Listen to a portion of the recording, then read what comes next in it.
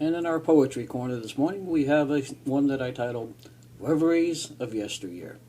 This is a story poem about an elderly gentleman who lost his wife a while back and is basically looking out his window, just reminiscing and wondering if life is still worth living. So here we go with Reveries of Yesteryear. As I stare out the window, mixed yesterdays collide in the breeze. Laughing man, tall. I was 9? Dad watched me ride that bike alone. Down the street, there's a barking dog. Sounds like Max. I was 11. How I loved that dog.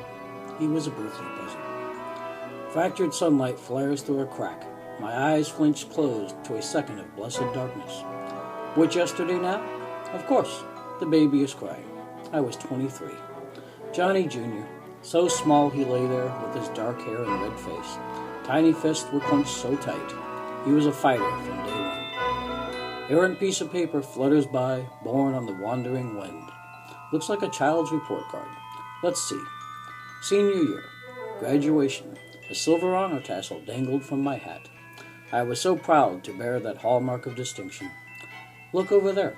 A woman passes by with hand to hat. Invisible fingers of wind snatch at her dress, like a lonely friend clutching at a promise of comfort. Ah, the red dress. I recall it now. She wore it on our 35th.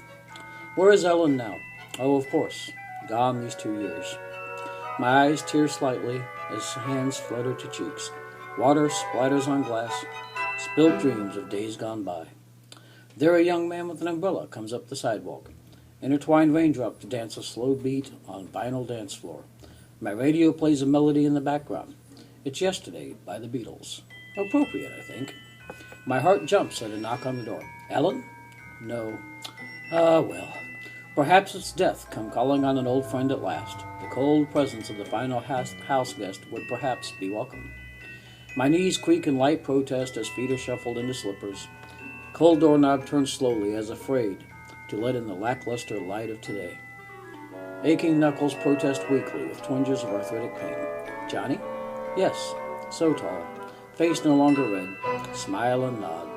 My son's loving gaze pierces through to my heart in its almost vacant cavity. Wind blowing in causes my mixed yesterdays to scatter.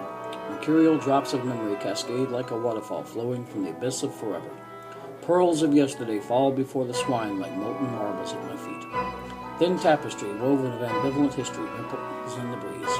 My scattered thoughts regroup to blend seamlessly into the eternal now. Is there hope beyond yesterday? Yes. Is there purpose still for today? Yes. Johnny, my boy, come in. The coffee is on.